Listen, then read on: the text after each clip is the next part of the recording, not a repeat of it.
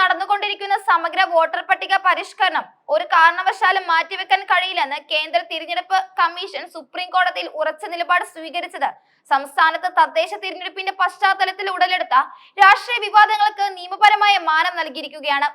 Voter പട്ടിക പരിഷ്കരണവും തദ്ദേശ തിരഞ്ഞെടുപ്പും ഒരുമിച്ച് നടക്കുന്നത് കേരളത്തിൽ ആദ്യ സംഭവമോ അസാധാരണമോ അല്ലെന്ന് കമ്മീഷൻ സുപ്രീം കോടതിയെ ബോധ്യപ്പെടുത്തി.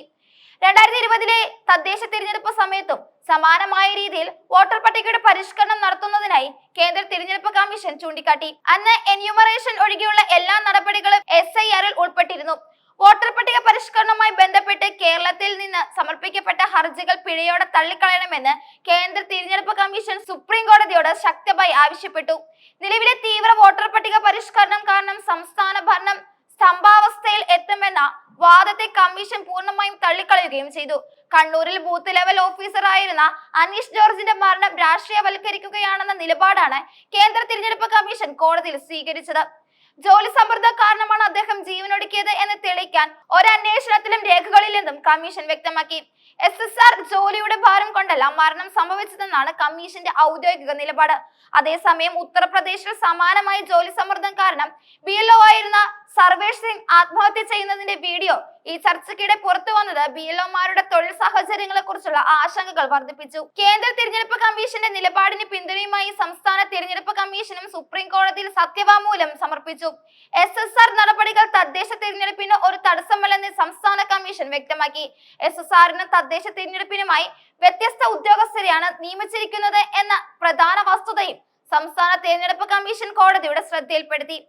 തദ്ദേശ തിരഞ്ഞെടുപ്പ് സുഗമമായി നടത്തുന്നതിന് ആവശ്യമായ എല്ലാ നടപടികളും സംസ്ഥാന സർക്കാർ സ്വീകരിച്ചിട്ടുണ്ടെന്ന് ചീഫ് സെക്രട്ടറി സംസ്ഥാന തിരഞ്ഞെടുപ്പ് കമ്മീഷനെ അറിയിച്ചതായും സത്യവാങ്മൂലത്തിൽ പറയുന്നു. SSR നടപടികൾ നിർത്തിവെക്കുന്നതിൽ ഇടപെടാൻ വിസമ്മതിച്ച കേരള ഹൈക്കോടതി നേരത്തെ സംസ്ഥാനത്തിന് സുപ്രീം കോടതിയെ സമീപിക്കാൻ അനുമതി നൽകിയിരുന്നു. കേരളത്തിൽ SSRനെതിരെ സോഷ്യൽ ഡെമോക്രാറ്റിക് പാർട്ടി ഓഫ് ഇന്ത്യയും സുപ്രീം കോടതിയിൽ ഹർജി നൽകി. SSR റദ്ദാക്കണമെന്നാണ് അവരുടെ പ്രധാന ആവശ്യം.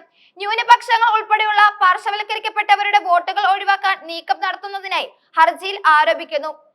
SDPI അധ്യക്ഷൻ CP അബ്ദുൽ ലത്തീഫാണ് ഈ ഹർജി നൽകിയത്.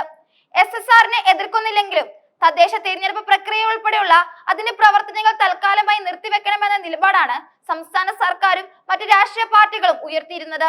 SSRുമായി ബന്ധപ്പെട്ട പ്രവർത്തനങ്ങൾ കാര്യമായി മുന്നോട്ട് പോയി കഴിഞ്ഞെന്ന് കേന്ദ്ര കമ്മീഷൻ കോടതിയെ അറിയിച്ചു. 85% അപേക്ഷാ ഫോമുകൾ ഡിജിറ്റലൈസ് ചെയ്തു കഴിഞ്ഞു. ഈ സാഹചര്യത്തിൽ നടപടികൾ പൂർണ്ണമായി തടസ്സപ്പെടുത്തുന്നത് പ്രായോഗികമല്ലെന്നാണ് കമ്മീഷന്റെ വാദം.